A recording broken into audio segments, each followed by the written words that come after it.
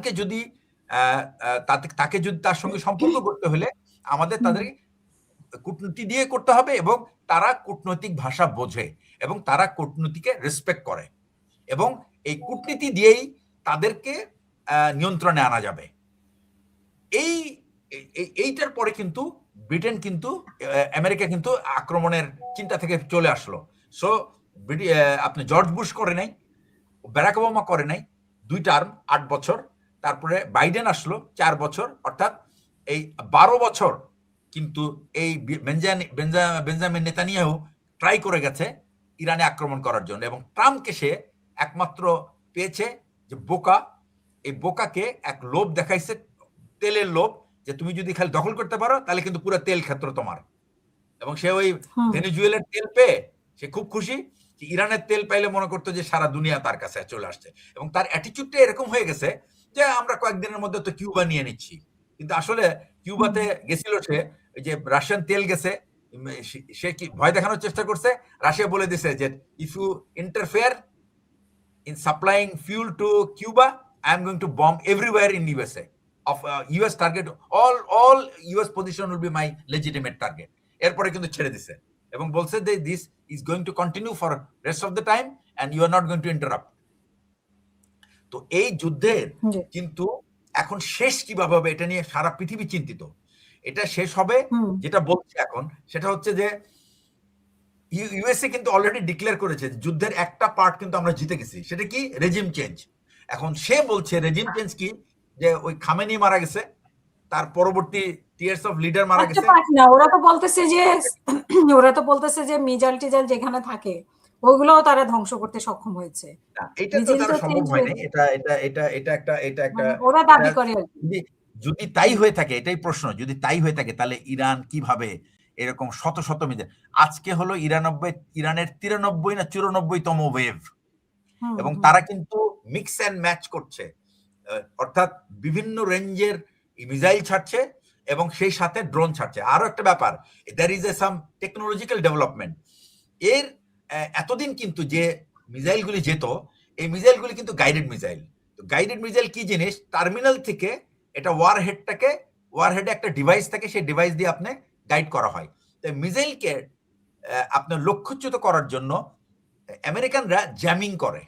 জ্যামিংটা কি, আপনার এই যে সিগন্যাল টার্মিনাল থেকে যে তার ওয়ারহেডের মাথায় যে সিগন্যালটা যায়, এই সিগন্যালটা যেন তাকে প্রিভেন্ট করা হয়। সিগন্যাল না পেলে কিন্তু আর ওটা গাইডেন্স খুঁজে পাবে, এটা কোন দিকে যাবে বলতে পারবে না। তো চাইনিজরা একটা নতুন টেকনোলজি অ্যাড করেছে, সেটা হলো অ্যান্টি জ্যামিং টেকনোলজি।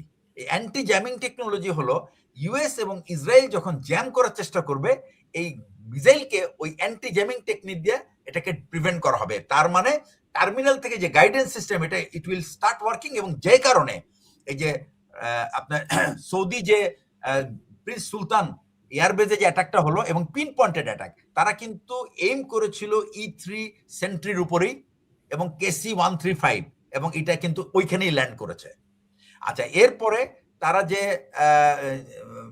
ইসরায়েলে যে নেগাভ ডেজার্টে যে তারা যে আক্রমণটা করেছে, তারা কিন্তু ইচ্ছাকৃতভাবে 10 কিলোমিটার দূরে করেছে, just to give them a feeling that we are capable of pin pointing out your target. তো এই যে জিনিসটা, এরপরে কি আপনি বলতে চান যে ইরানের মিসাইল স্টক শেষ হয়ে গেছে? বলা হচ্ছে হিজবুল্লাহর কাছে 45,000 মিসাইল আছে, এন্ড হিজবুল্লাহ ইজ আজকে সম্ভবত 77তম ওয়েভ। হিজবুল্লাহ যে নাকি 1-1.5 সপ্তাহ পরে যুদ্ধে জয়েন করেছে। হুতিরা কিন্তু এখনো শুরুই করে নাই, তারা মাত্র স্টার্ট করছে। তো ব্যাপারটা হলো কি, ইসরায়েলের পক্ষে এইখানে টিকে থাকা, যদি এইবার ইরান আমেরিকা যদি পারপাসফুলি উইথড্র করে চলে যায় এবং কিছু কিছু বেস যদি সরাই নেয়, তাহলে ইসরায়েলকে চিন্তা করতে হবে তারা কিভাবে সার্ভাইভ করবে এখানে।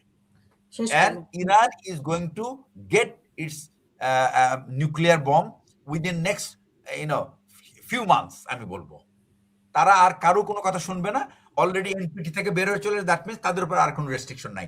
এটা কিন্তু এতদিন যে বলছিল যে এই যে মিস্টার খামেনি যাকে তারা মেরে ফেললো, এই লোকটাই কিন্তু ছিল সবসময় মিডলপন্থী, এবং সে কিন্তু ইরানের প্রত্যেকটা এক্সট্রিমিস্টদেরকে বুঝাইছে যে we cannot undertake the project of a nuclear weapon because Islam does not allow having a WMD which will cause destruction to humanity. তো এইটাই কিন্তু তার মেসেজ ছিল, এই লোকটাকে কিন্তু তারা মেরে ফেলছে। সুতরাং তাদের যে সেফটি ডিভাইস, এই সেফটি ডিভাইস কিন্তু ইজ গন। এখন তারা যাদের সাথে ডিল করছে, দে আর ইভেন মাচ মোর এক্সট্রিম দেন দি ডেড খামেনি। তো সুতরাং তারা নিজেরাই কিন্তু এটা কিন্তু পুরো ইউরোপ এখন ব্লেম করবে এটার জন্য ট্রাম্পকে, এবং Trump is going to be blamed by rest of the world for making Iran a nuclear power. এবং এটা কিন্তু আজকের কিন্তু ফিডব্যাক তাই। নট অনলি দ্যাট, দুইটা খুব নামকরা লোক যারা আপনার ইউএস এর পলিটিক্যাল অ্যানালিস্ট, একটা কলম্বিয়ার প্রফেসর মার্শমিয়ার, আরেকজন হচ্ছে জেফরি স্যাক একটু লিটল বিট টু লেফটি, এবং সে হলো আপনার ধরেন একটু ইন্ডিয়া বায়াসড। তো তার কথাও কিন্তু যে Trump is going to lose this war and Iran will win this war, and this will bring end to the dominance of US power rest of the world. এবং এই US পাওয়ার যে কতটা হাস্যকর এখন হয়েছে সারা পৃথিবীর কাছে কিন্তু তাই দেখেছে, এবং এটার জন্য কিন্তু ট্রাম্প দায়ী। ইউএস পাওয়ারের যে উইকনেস ছিল এটা এক্সপোজ করার জন্য ট্রাম্প দায়ী। খুব ভালো হয়েছে যে এটা এক্সপোজড হয়েছে, এখন he will understand that where he stands. এটাই হলো আমার কথা। অসংখ্য ধন্যবাদ আপনাদেরকে। আমরা শেষ করব, আপনাদের তিনজনের কাছে একটা প্রশ্ন রেখে দর্শকও প্রশ্ন করেছে যে আজকে জানা গেছে যে ইসরায়েল বা যুক্তরাষ্ট্র পারমাণবিক অস্ত্র ব্যবহার করবে, বোমা নিক্ষেপ করবে, যদি করে তাহলে ইরান কি করবে, এটা দর্শকের প্রশ্ন করেছে।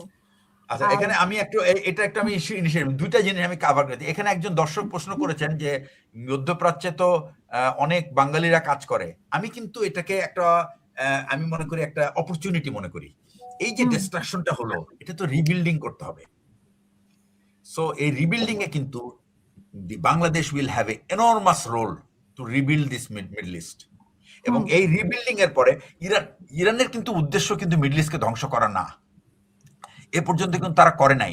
এবং তাদের কিন্তু এটাও উদ্দেশ্য না যে তারা তাদের ইসলামিক রেভলিউশনারি আইডিয়াটা এক্সপোর্ট করবে, সেটাও কিন্তু তাদের না। তাদের কিন্তু কোনো প্রক্সি বিভিন্ন দেশে নাই, সৌদি আরব বলেন, তো আপনার কুয়েত বলেন, কাতার বলেন, এগুলিতে কিন্তু তাদের কোনো অ্যাক্টিভিটিস নেই।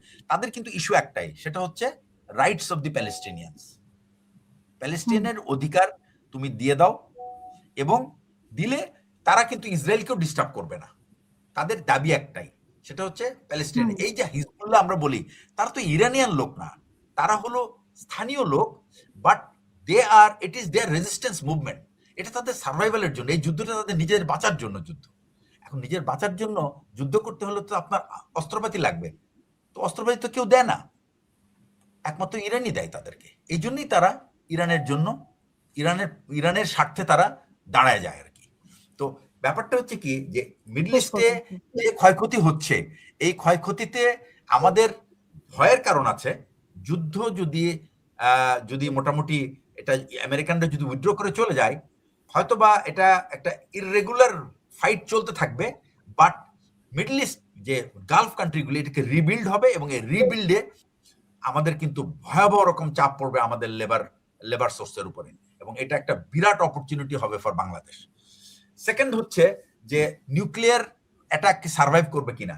ইরানের যে আপনি শেল্টারগুলি তৈরি করেছে না, এই শেল্টারগুলি কিন্তু প্রাইমারিলি পারপাস হলো to there is something call credibility, একটা শব্দ আছে আণবিক বা এটাকে বলে নিউক্লিয়ার ক্রেডিবিলিটি। নিউক্লিয়ার ক্রেডিবিলিটি হলো যে নিউক্লিয়ার অ্যাটাকের পরে যদি কোনো দেশ সার্ভাইভ করতে পারে, বা কত পার্সেন্ট সার্ভাইভ করতে পারবে, ইফেক্টিভলি সার্ভাইভ করতে পারবে কিনা, সেটার নামই হলো ক্রেডিবিলিটি। তো ইরান সেই ক্রেডিবিলিটি, যেহেতু তার কাছে নিউক্লিয়ার পাওয়ার নাই, এবং সে কিন্তু ধরেই নিয়েছে যে he is likely to be attacked with a nuclear arsenal from Israel.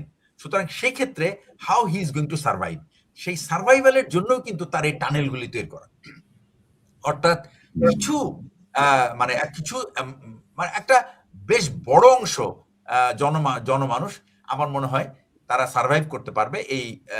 সুতরাং যে at least some credibility is available with Iran, even তাদের নিউক্লিয়ার পাওয়ার না হওয়ার পরেও।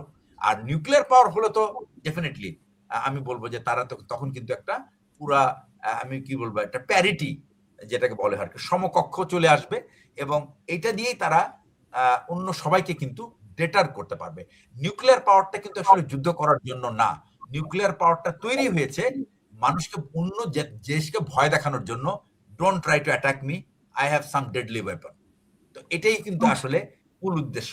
এই ডেটারেন্স থিওরিটাই কিন্তু পৃথিবীতে আসছে, যে ইন্টারন্যাশনাল রিলেশনসে ডেটারেন্স কিন্তু একটা স্ট্র্যাটেজি, এটা আসছেই কিন্তু নিউক্লিয়ার পাওয়ার, নিউক্লিয়ার বম্ব তৈরি হওয়ার পরে বা এটা আবিষ্কার হওয়ার পরে।